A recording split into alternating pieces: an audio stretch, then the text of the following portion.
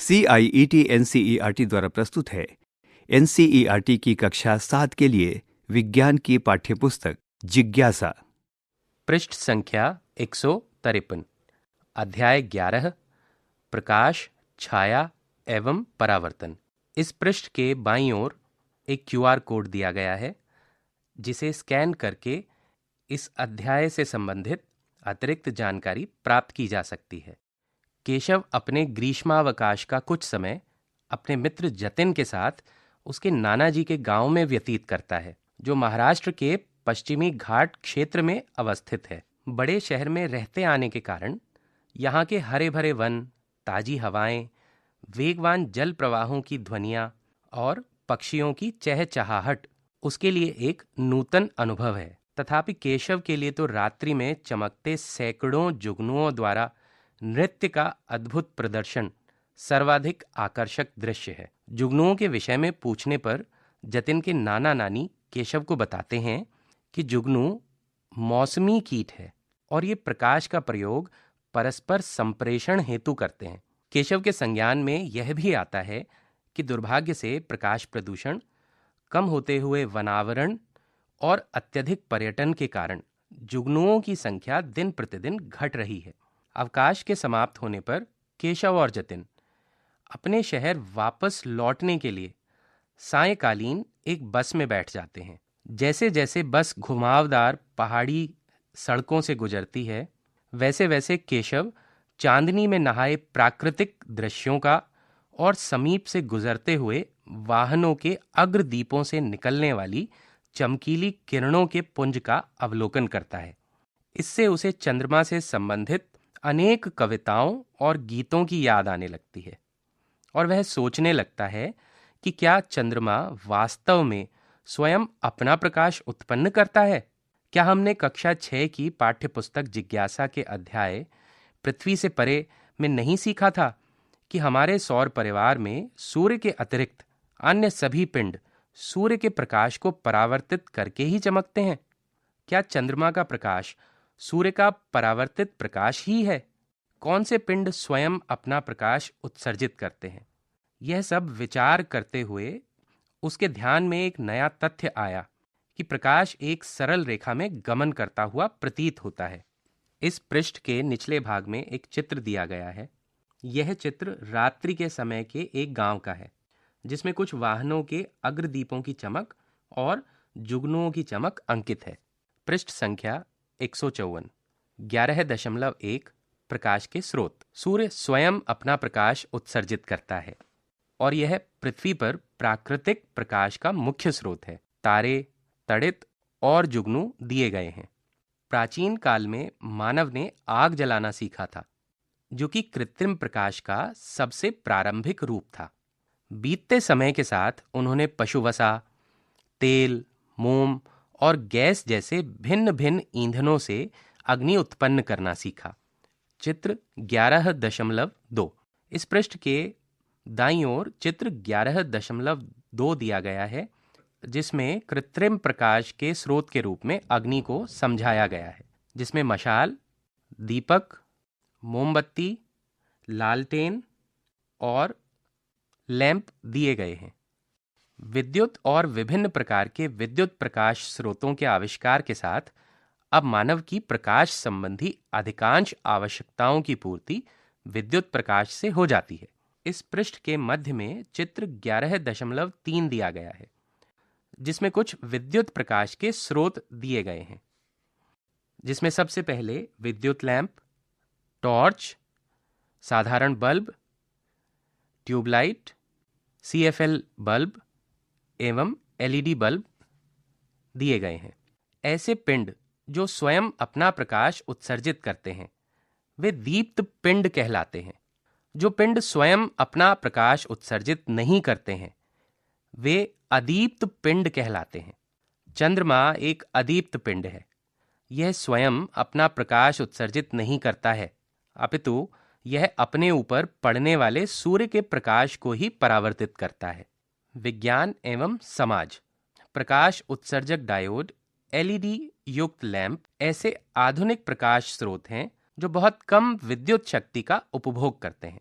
ये परंपरागत विद्युत बल्बों से अधिक द्युतिमान होते हैं और अधिक लंबे समय तक चलते हैं। इनसे न केवल विद्युत का उपभोग कम होता है, अपितु ये पर्यावरण के लिए भी अनुकूल रहते हैं। इनके अधिलाभों को मान्यता देते हुए भारत सरकार ने राष्ट्रीय स्तर पर एलईडी दीपों के उपयोग को बढ़ावा देने के लिए अनेक महत्वपूर्ण प्रभावी प्रयास किए हैं। एलईडी दीप जब कार्य करना बंद कर दें तो इन्हें सामान्य कचरे में न फेंक कर इनका उचित निपटान अथवा पुनर्चक्रण किया जाना चाहिए। साथ ही एक एलईडी का चित्र दिया गया है।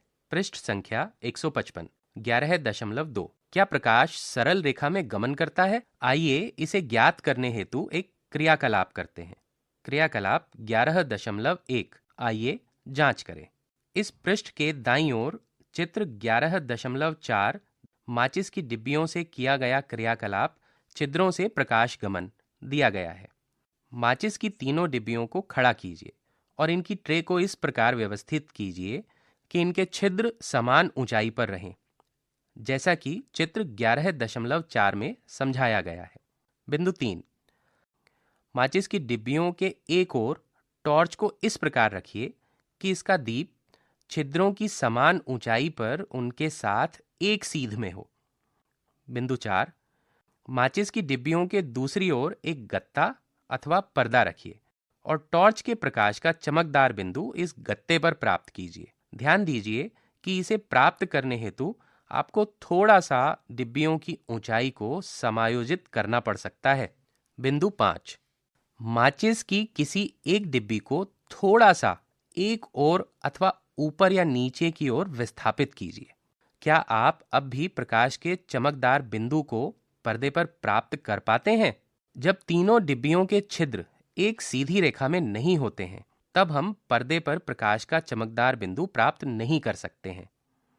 इसके साथ ही ये प्रेक्षण सुझाते हैं कि प्रकाश सरल रेखा में गमन करता है।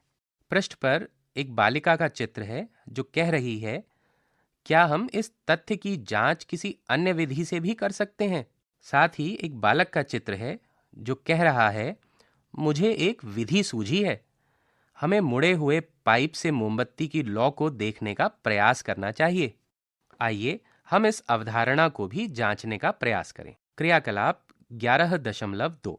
आइए अन्वेषण करें। सावधानी, जलती हुई मोमबत्ती का प्रयोग केवल किसी वयस्क के निर्देशन में ही कीजिए। बिंदु 1, किसी लचीले पदार्थ जैसे रबड़ अथवा प्लास्टिक का एक लंबा व खोखला पाइप लीजिए और इसे सीधा रखते हुए इस प्रकार पकड़िए कि आप चित्र 11.5 क में दर्शाए अनुसार मोमबत्ती की लौ को देख सकें। बिंदु 2, अब आप पाइप को मोड़ दीजिए और मोमबत्ती की लौ को देखने का प्रयास कीजिए, जैसा कि चित्र 11.5 ख में दिया गया है। क्या आप अब भी मोमबत्ती की लौ को देख पाते हैं? आप सीधे पाइप से मोमबत्ती की लौ को देख सकते हैं, परंतु मुड़े हुए पाइप से नहीं देख पाते हैं। यह दर्शाता है कि प्रकाश सरल रेखा में गमन करता है। इस पृष्ठ के बाईं ओर नीचे की तरफ 2 चित्र दिए गए हैं। चित्र 11.5 क, मोमबत्ती की लौ को एक सीधे पाइप से देखना। इसमें एक बालिका एक जलती हुई मोमबत्ती की लौ को एक सीधे पाइप से देख रही है। चित्र 11.5 ख, मोमबत्ती की लौ को एक मुड़े हुए पाइप से देखना। इस चित्र में वही बालिका जलती हुई मोमबत्ती की लौ को एक मुड़े हुए पाइप से देखने का प्रयास कर रही है। पृष्ठ संख्या 156। गहन चिंतन। सावधानी, लेजर का प्रयोग केवल शिक्षकों के निर्देशन में ही कीजिए। इस क्रियाकलाप हेतु उच्च क्षमता लेजर का उपयोग नहीं करें। इस क्रियाकलाप के लिए एक निम्न क्षमता लेजर संकेतक ही पर्याप्त है। कभी भी लेजर पुंज सीधे किसी की आंखों पर न डालें, क्योंकि यह आंख को गंभीर रूप से क्षतिग्रस्त कर सकता है। लेजर पुंज को दृश्यमान बनाने के लिए एक बीकर अथवा कांच के गिलास में जल भरकर उसमें कुछ बूंद दूध मिलाइए। अब एक लेजर किरण पुंज को इसमें से होकर पार जाने दीजिए। आप क्या अवलोकन करते हैं? क्या आप देखते हैं कि जल के भीतर लेजर प्रकाश पुंज एक सरल पथ का अनुगमन करता है? तथापि प्रकाश कभी-कभी एक वस्तु के किनारों के परितः मुड़ भी सकता है। इस प्रक्रम के विषय में आप उच्च कक्षाओं में सीखेंगे। यहाँ बाईं ओर एक चित्र भी दिया गया है जिसमें एक पानी से भरा गिलास है और इसमें कुछ बूंदें दूध की मिलाई गई हैं तथा सामने से एक लेजर पुंज इस गिलास पर डाला गया है, जिस कारण गिलास के भीतर एक सरल रेखा में प्रकाश प्रतीत हो रहा है। 11.3 पारदर्शी, पारभासी और अपारदर्शी पदार्थों से प्रकाश का संचरण। यहाँ एक बालिका का चित्र है जो कह रही है क्या होता है जब कोई वस्तु प्रकाश के पथ में रखी जाती है। आइए भिन्न भिन्न पदार्थों से बनी वस्तुओं को प्रकाश के पथ में रखते हैं और ज्ञात करते हैं। क्रियाकलाप 11.3। आइए प्रयोग करें। बिंदु 1, विभिन्न पदार्थों से बनी हुई वस्तुओं को एकत्रित कीजिए तथा साथ ही एक टॉर्च लाइट भी लीजिए। तालिका 11.1 विभिन्न पदार्थों से प्रकाश का संचरण। इस तालिका को 3 भागों में बांटा गया है। पहला पदार्थ, दूसरा पारदर्शी, पारभासी अथवा अपारदर्शी, तीसरा प्रकाश का संचरण पूर्णतः अथवा आंशिक रूप से अथवा लेश मात्र भी नहीं होगा। और इस भाग को भी पुनः 2 भागों में बांटा गया है जिसमें मेरा पूर्वानुमान और मेरा अवलोकन सम्मिलित है। पदार्थ दिए गए हैं गत्ता, कागज, कांच, अनुरेखण पत्र, मोटा कपड़ा, रिक्त स्थान। बाकी तालिका को आप लिखकर अथवा समझकर भरें। पृष्ठ संख्या 157। बिंदु 2, तालिका 11.1 में दिए गए पदार्थों को पारदर्शी, पारभासी और अपारदर्शी पदार्थों के रूप में वर्गीकृत कीजिए, जैसे कि कक्षा 6 की पाठ्यपुस्तक जिज्ञासा के अध्याय हमारे आसपास की सामग्री में आपने पदार्थों को इस आधार पर पारदर्शी, पारभासी और अपारदर्शी पदार्थों में वर्गीकृत करना सीखा था कि आप उनके आर पार कितनी स्पष्टता से देख पाते हैं। बिंदु 3, किसी अंधेरे कक्ष में जाइए और टॉर्च को चालू करके ऐसी स्थिति में रखिए कि टॉर्च से निकलने वाला प्रकाश कमरे की किसी दीवार पर पड़े, अथवा आप चित्र 11.6 में दर्शाए अनुसार गत्ते का पर्दा इस प्रकार से रख सकते हैं कि प्रकाश गत्ते पर पड़े। इस पृष्ठ के दाईं ओर चित्र 11.6 विभिन्न पदार्थों से प्रकाश का गुजरना दिया हुआ है। इस चित्र में एक जलती हुई टॉर्च के सामने एक फुटबॉल रखी गई है जिसकी परछाई सामने पर्दे पर पड़ रही है। बिंदु 4, अब हम इस क्रियाकलाप को 2 चरणों में करेंगे, पूर्वानुमान लगाना एवं प्रेक्षण करना। पहला, यदि आप टॉर्च से आने वाले प्रकाश के सामने किसी वस्तु को पकड़ते हैं तो पूर्वानुमान लगाइए कि क्या होगा। क्या आपको अभी भी पर्दे पर प्रकाश का वृत्त दिखाई देगा? तालिका 11.1 में अपना पूर्वानुमान लिखिए। दूसरा, अब वास्तव में टॉर्च और पर्दे के मध्य कोई एक वस्तु रखिए। क्या प्रकाश वस्तु से होकर गुजरता है? तालिका 11.1 में अपना प्रेक्षण लिखिए। बिंदु 5, उपरोक्त चरणों को सभी वस्तुओं के लिए दोहराइए। क्या आपका पूर्वानुमान तथा प्रेक्षण समान है? इससे आप क्या निष्कर्ष निकालते हैं? पारदर्शी पदार्थों से प्रकाश लगभग पूर्णतः पार हो जाता है।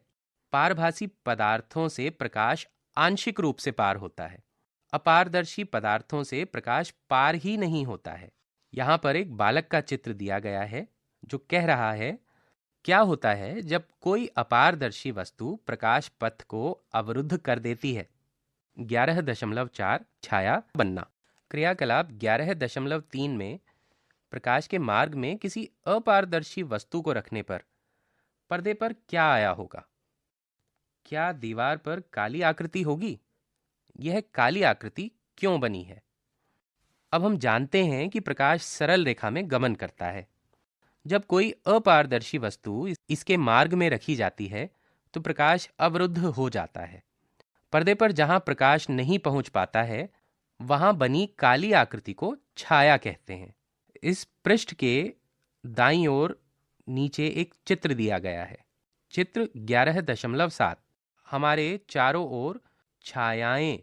पहले चित्र में एक बालिका सूर्य की ओर पीठ करके हाथ ऊपर करके एक मैदान में खड़ी है और इसकी छाया उस मैदान पर पड़ रही है। दूसरे चित्र में कुछ बालक रोशनी की ओर पीठ करके दीवार के सामने मुंह करके खड़े हैं और इन सभी बच्चों की छाया दीवार पर पड़ रही है। पृष्ठ संख्या 158। जब हम धूप में अथवा किसी प्रकाश स्रोत के नीचे होते हैं तब हमने अपनी और अपने चारों ओर की अन्य वस्तुओं की छायाओं को देखा है, जैसे कि चित्र 11.7 में बताया गया है। इसके अतिरिक्त आपने कभी छायाओं से विभिन्न आकृतियां बनाने का आनंद भी लिया होगा। क्या पारदर्शी और पारभासी वस्तुएं भी छाया बनाती हैं? क्या आपने क्रियाकलाप 11.3 में ऐसा समझा है? अपारदर्शी वस्तुएं गहरी काली छाया बनाती हैं, जबकि पारभासी वस्तुएं हल्की छाया बनाती हैं। कुछ पारदर्शी वस्तुएं भी धुंधली छाया बना सकती हैं। आइए छायाओं के विषय में और अधिक सीखें। क्रियाकलाप 11.4 आइए अन्वेषण करें।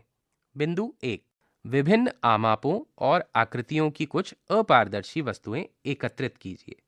बिंदु 2, क्रियाकलाप 11.3 को दोहराएं, परंतु इस बार तालिका 11.2 के प्रथम स्तंभ में उल्लिखित क्रियाओं को कीजिए।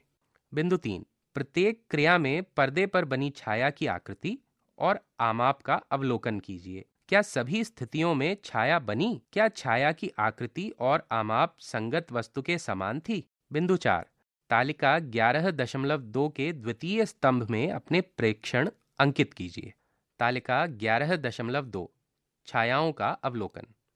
इस तालिका के 2 भाग हैं, पहला क्रिया और दूसरा छाया के विषय में अवलोकन।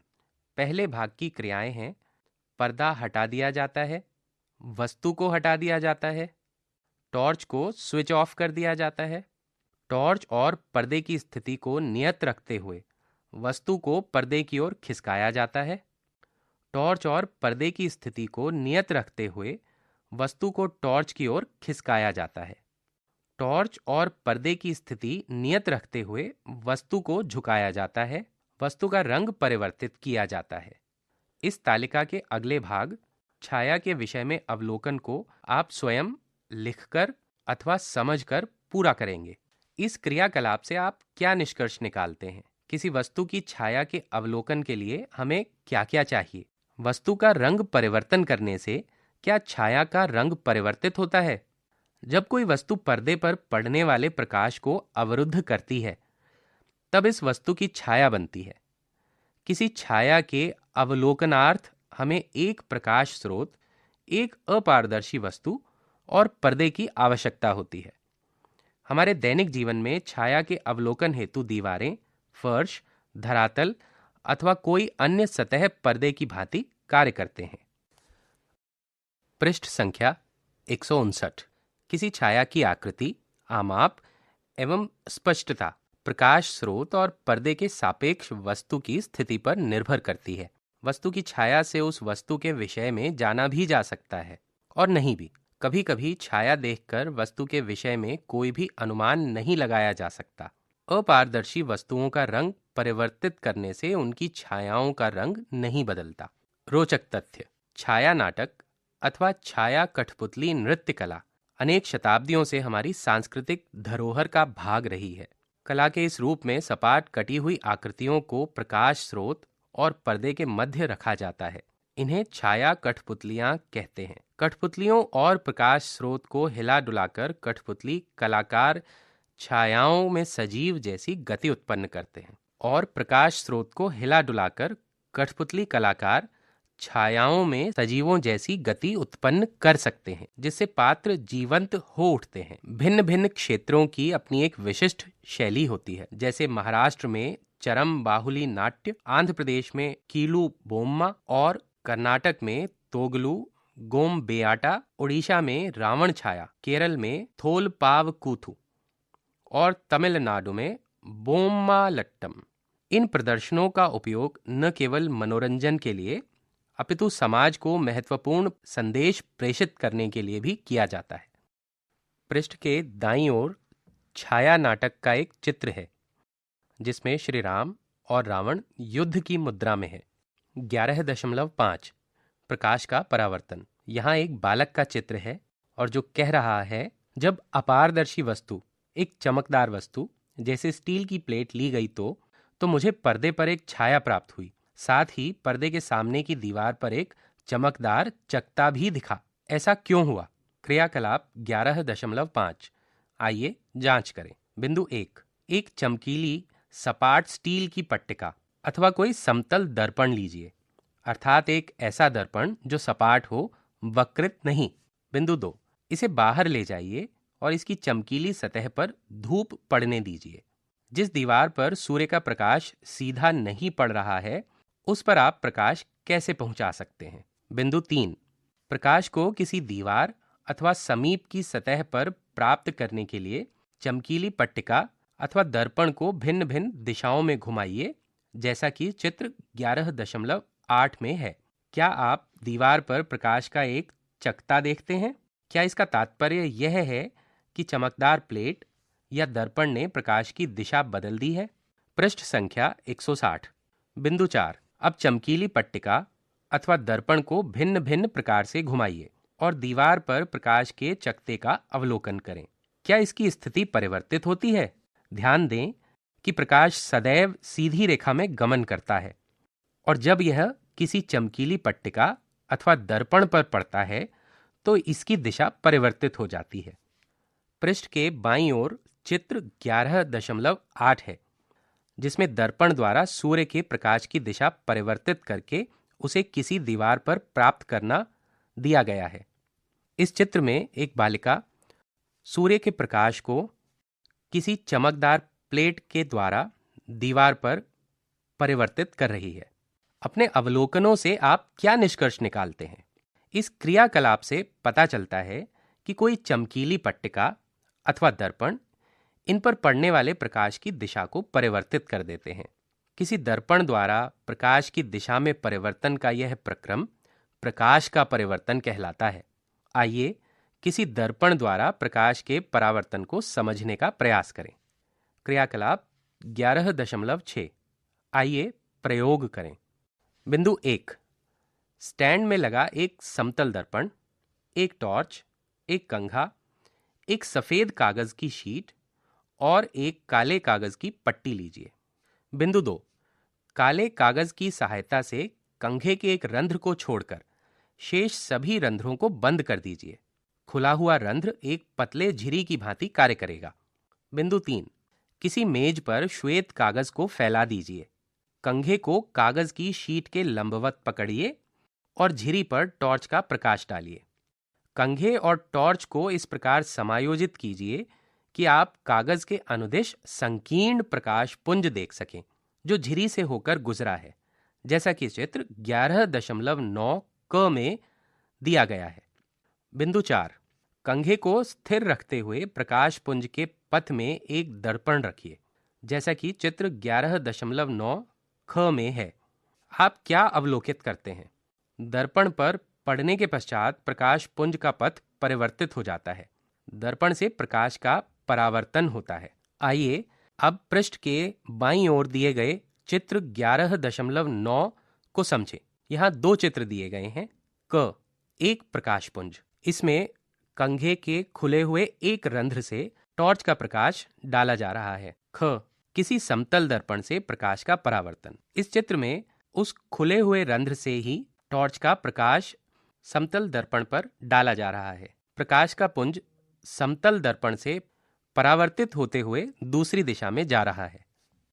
पृष्ठ के दाईं ओर निचले भाग में एक बालिका का चित्र है जो कह रही है, किसी दर्पण में मैं अपना चेहरा भी देख सकती हूँ। क्या यह भी प्रकाश के परावर्तन के कारण होता है? पृष्ठ संख्या 161। 11.6 समतल दर्पण से प्रतिबिंब का बनना। दर्पण में देखिए, क्या आप इसमें अपना चेहरा देख पाते हैं? दर्पण में आप जो देखते हैं वह आपके चेहरे का प्रतिबिंब है। इसी प्रकार हम दर्पण के सामने रखी अन्य वस्तुओं का भी प्रतिबिंब देखते हैं। आइए इस विषय में और अधिक जानने का प्रयास करें। क्रियाकलाप 11.7। आइए प्रयोग करें। बिंदु 1, एक समतल दर्पण और एक पेन अथवा कोई अन्य वस्तु लीजिए। बिंदु 2, पृष्ठ के दाईं ओर मध्य में चित्र 11.10 दिया गया है। समतल दर्पण में एक पेन का प्रतिबिंब। इस चित्र में एक समतल दर्पण के सामने एक पेन को खड़ा किया गया है जिसका प्रतिबिंब उस दर्पण में है। आप दर्पण में क्या पाएंगे? ऐसा प्रतीत होता है कि एक वैसा ही पेन दर्पण के पीछे भी रखा है। दर्पण के पीछे दिखाई देने वाले पेन दर्पण द्वारा बने पेन का प्रतिबिंब है। पेन स्वयं एक वस्तु है। बिंदु 3, अब दर्पण के सामने पेन को भिन्न भिन्न स्थितियों में रखिए और प्रत्येक स्थिति में दर्पण में बने प्रतिबिंबों के आमापों की तुलना कीजिए। क्या वस्तु तथा इसके प्रतिबिंब दोनों के आमाप समान हैं?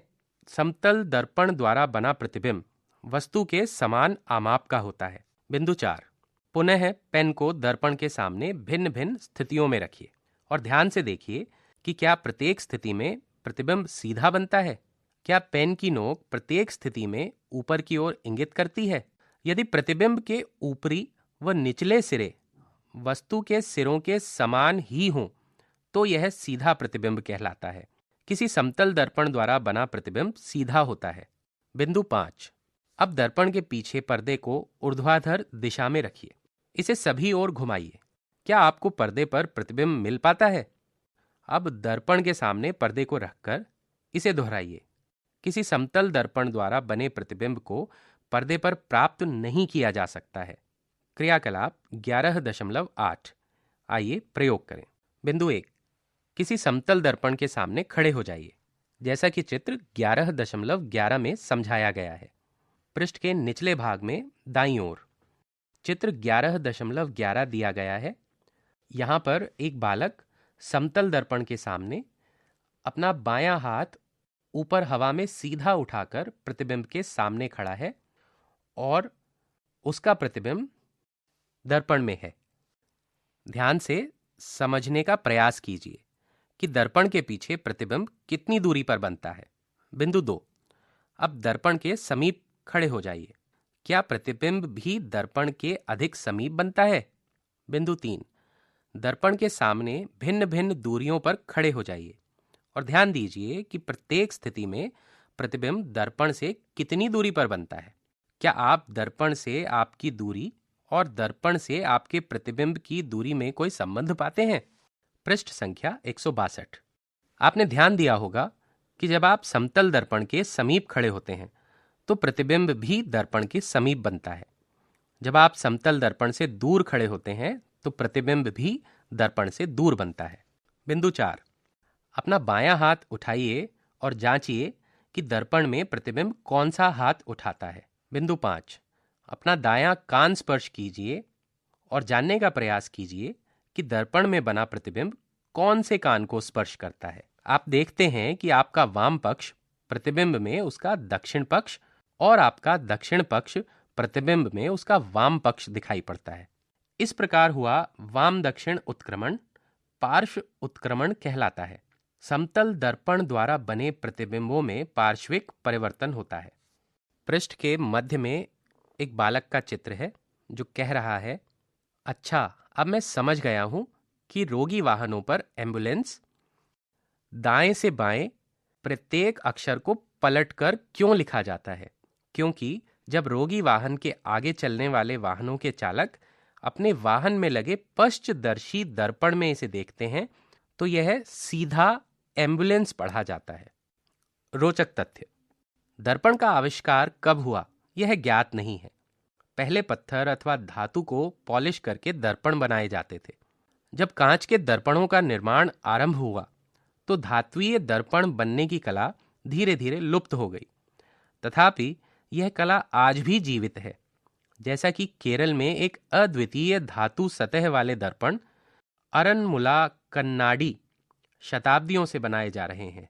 यहाँ पर बाएं हाथ पर धातु से बना दर्पण दिया गया है। साथ ही नीचे एक बालिका का चित्र बना है जो कह रही है, क्या किसी वस्तु का प्रतिबिंब हम केवल दर्पण में ही देख सकते हैं अथवा इन्हें देखने के लिए कोई अन्य विधि भी है? 11.7 सूची छिद्र कैमरा। सूची छिद्र कैमरा एक ऐसी युक्ति है जिसमें किसी वस्तु से आने वाली प्रकाश किरणें एक छोटे से छिद्र अर्थात सूची छिद्र से होकर गुजरती हैं और पर्दे पर इसका प्रतिबिंब बनाती हैं। पृष्ठ संख्या 163। क्रियाकलाप 11.9। आइए अन्वेषण करें। सावधानी, जलती हुई मोमबत्ती का प्रयोग किसी वयस्क के निर्देशन में ही कीजिए। बिंदु 1, एक मोमबत्ती और एक गत्ते का टुकड़ा लीजिए। गत्ते के टुकड़े में एक छोटा छिद्र बनाइए। बिंदु 2, किसी कम प्रकाशित कमरे में इस गत्ते के टुकड़े से कुछ दूरी पर एक पर्दा रखिए। बिंदु 3, चित्र 11.12 क में समझाए अनुसार इसके सामने एक जलती हुई मोमबत्ती रखिए। आइए अब चित्र 11.12 को समझते हैं। पृष्ठ पर दाएं हाथ की ओर ऊपर एक चित्र दिया गया है। चित्र 11.12 क एक सरल सूची छिद्र कैमरा। इस चित्र में एक गत्ते के टुकड़े में एक छिद्र किया गया है, उसके सामने एक जलती हुई मोमबत्ती और उसके पीछे एक पर्दा रखा गया है, जिस पर्दे पर इस मोमबत्ती की लौ का उल्टा चित्र अंकित है। साथ ही इस पृष्ठ के दाईं ओर चित्र 11.12 ख पर्दे पर बना मोमबत्ती की लौ का प्रतिबिंब। इस चित्र में मोमबत्ती की लौ का उल्टा प्रतिबिंब दिया गया है। आप पर्दे पर क्या पाते हैं? लौ से निकलने वाला प्रकाश गत्ते के छिद्र से गुजरता है और मोमबत्ती की लौ का प्रतिबिंब पर्दे पर बनता है। क्या आप कुछ आश्चर्यजनक पाते हैं? मोमबत्ती की लौ का प्रतिबिंब उल्टा अर्थात व्युत्क्रमित बनता है।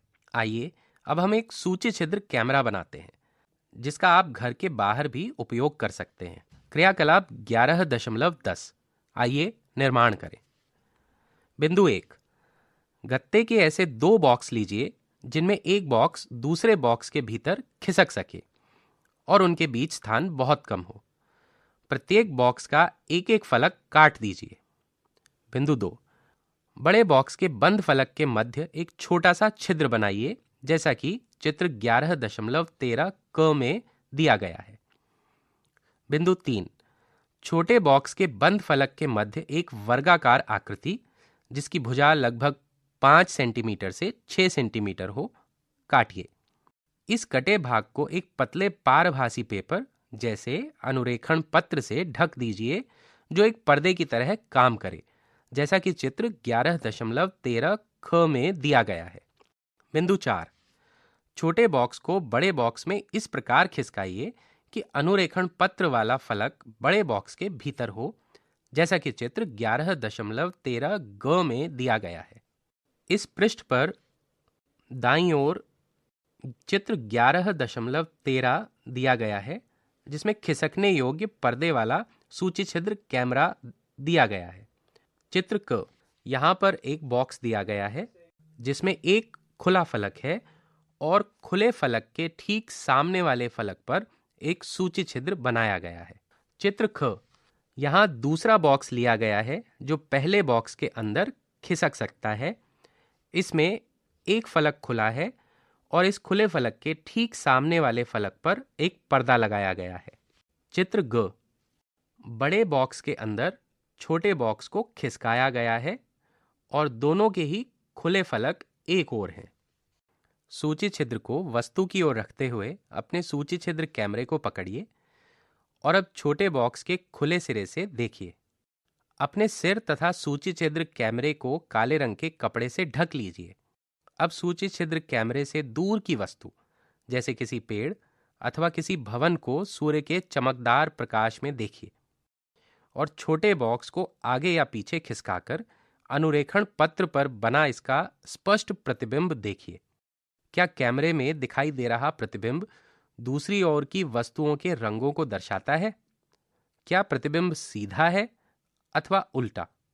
पृष्ठ संख्या 164। गहन चिंतन। एक सूची छिद्र कैमरा ऊर्ध्वाधरतः उत्क्रमित अर्थात उल्टा प्रतिबिंब बनाता है, जबकि दर्पण से प्राप्त प्रतिबिंब पार्श्वतः उत्क्रमित होता है, न कि ऊर्ध्वाधरतः उत्क्रमित। हम इसके विषय में उच्च कक्षाओं में और अधिक सीखेंगे। 11.8 कुछ उपयोगी उपकरण बनाना।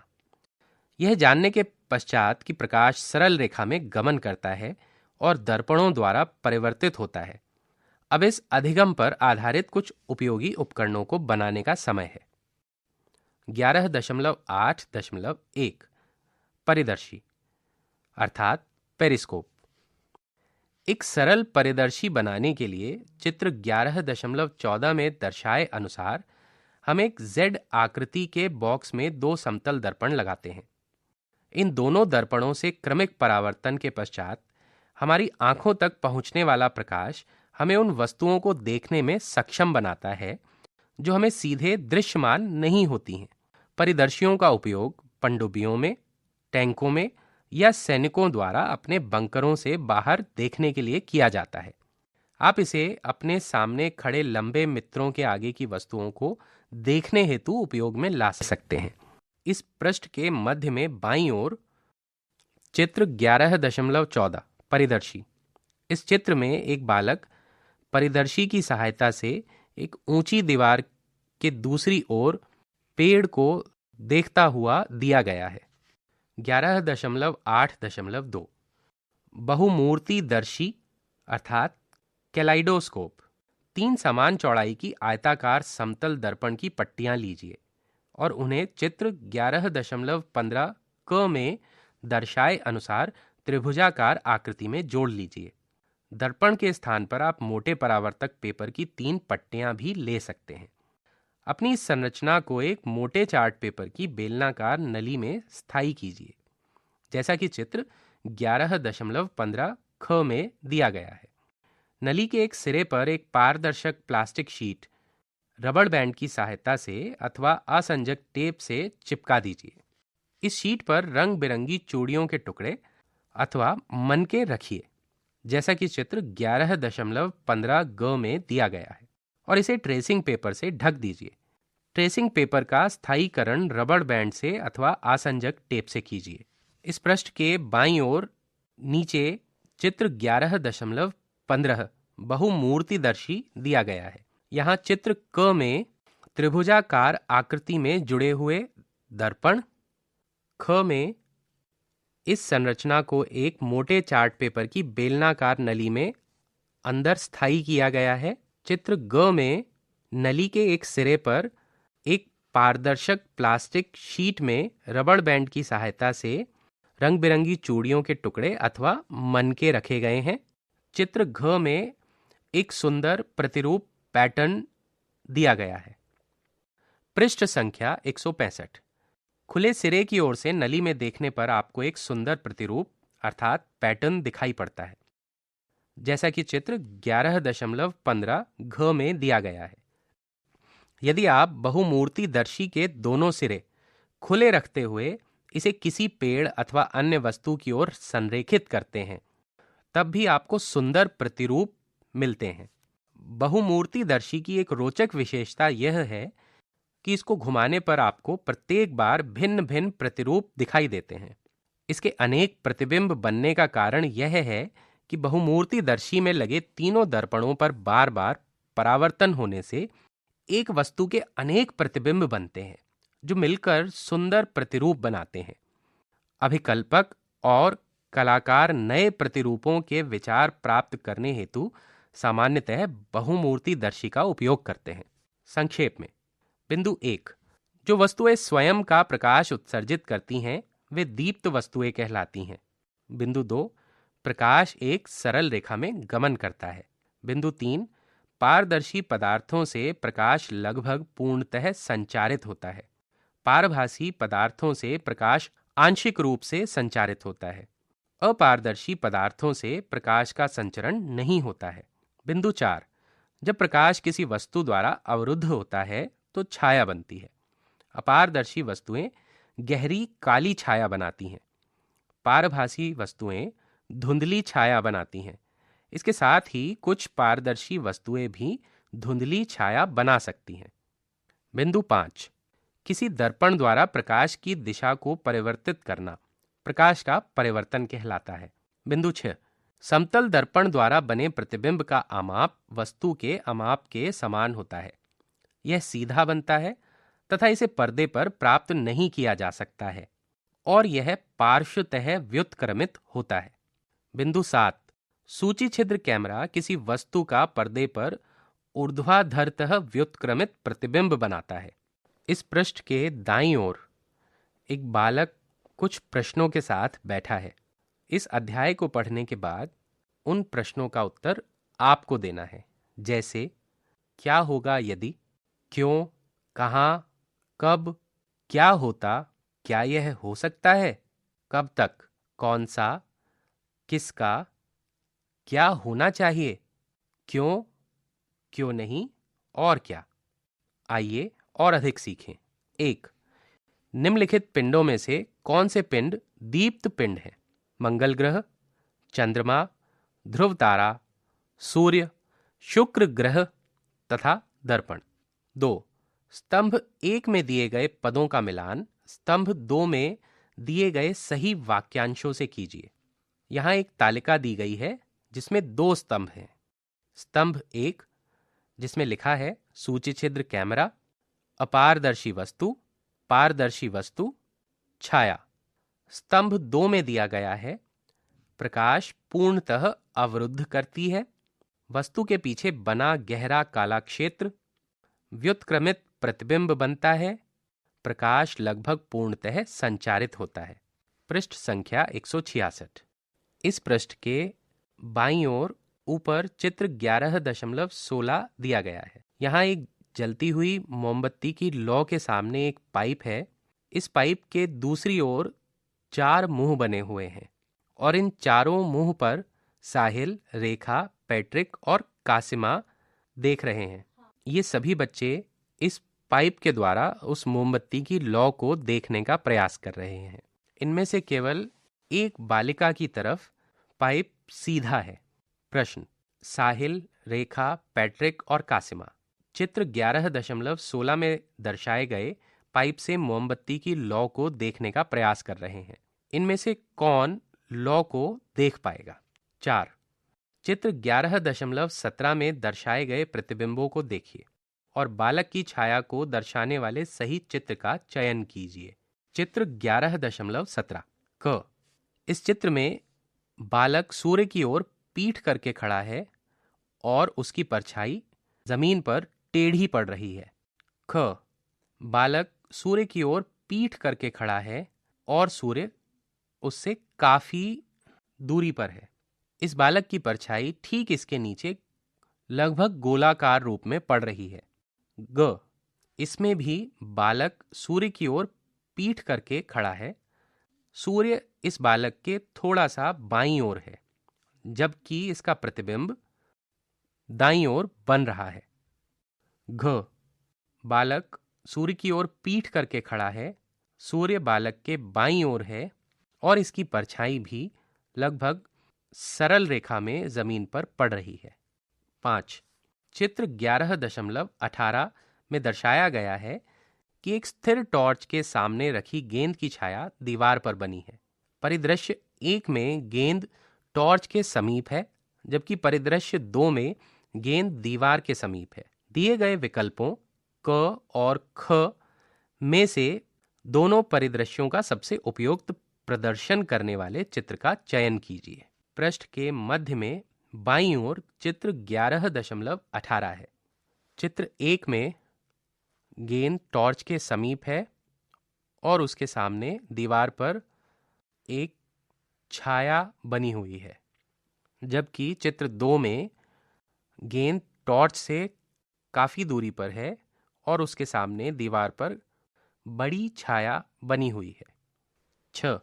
चित्र 11.18 के आधार पर स्तंभ 1 में टॉर्च की स्थिति का स्तंभ 2 में गेंद की छाया के अभिलक्षणों के आधार पर मिलान कीजिए। यहाँ एक तालिका दी गई है जिसमें 2 स्तंभ हैं। स्तंभ 1 में लिखा है यदि टॉर्च गेंद के समीप है, यदि टॉर्च गेंद से बहुत दूर है, यदि गेंद को इस व्यवस्था से हटा दिया जाए, यदि इस व्यवस्था में गेंद के बाईं ओर 2 टॉर्च लिए जाएं। स्तंभ 2 में लिखा है छाया बहुत छोटी बनेगी, छाया बहुत बड़ी बनेगी, पर्दे पर 2 छाया दिखाई देगी, पर्दे पर एक चमकदार चकता दिखाई देगा। पृष्ठ संख्या 167। 7. माना कि आप चित्र 11.19 में दर्शाए गए वृक्ष को सूची छिद्र कैमरे की सहायता से देखते हैं। वृक्ष के प्रतिबिंब की पर्दे पर प्राप्त आकृति की रूपरेखा बनाइए। साथ ही दाईं ओर चित्र 11.19 में एक वृक्ष दिया गया है। 8. कागज के किसी टुकड़े पर अपना नाम लिखिए और इसे समतल दर्पण के सामने इस प्रकार पकड़िए कि कागज दर्पण के समांतर रहे। इसके प्रतिबिंब का आरेख बनाइए। कागज पर लिखे नाम और दर्पण में बने इसके प्रतिबिंब के मध्य आप क्या अंतर देखते हैं? इस अंतर के कारण की व्याख्या कीजिए। 9. अपने मित्र की सहायता से एक समान स्थान पर अपनी छाया की लंबाई सुबह 9 बजे, दोपहर 12 बजे और दोपहर पश्चात 4 बजे मापिए।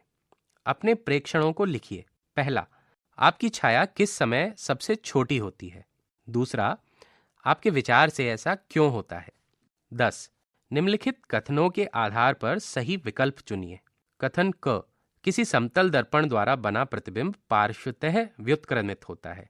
कथन ख, अंग्रेजी वर्णमाला के वर्ण टी और ओ के समतल दर्पण में बने प्रतिबिंब वैसे ही दिखाई देते हैं जैसे ये वर्ण हैं।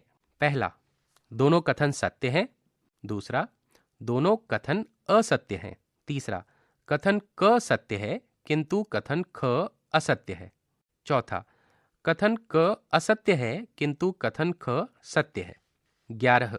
मान लीजिए कि आपको चित्र 11.20 में दर्शाई गई आकृति की एक नलिका और ऐसे 2 समतल दर्पण दिए गए हैं जिनका व्यास नलिका के व्यास से कम है। क्या इस नलिका का उपयोग परिदर्शी बनाने के लिए किया जा सकता है? यदि आपका उत्तर हाँ है तो नलिका पर वह स्थान अंकित कीजिए जहां आप समतल दर्पण लगाएंगे। यहाँ साथ ही चित्र 11.20 दाईं ओर दिया गया है जिसमें एक पाइप के ऊपरी और निचले सिरे को दोनों को एक ही दिशा में मोड़ा गया है। 12.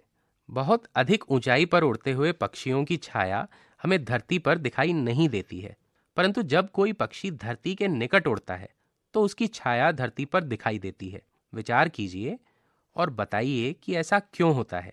अन्वेषणात्मक परियोजनाएं। बिंदु 1, जहां आप रहते हैं, क्या वहां आपने कभी कोई जुगनू देखा है?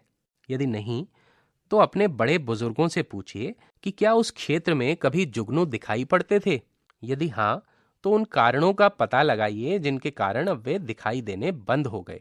इसके विषय में एक कहानी बनाइए।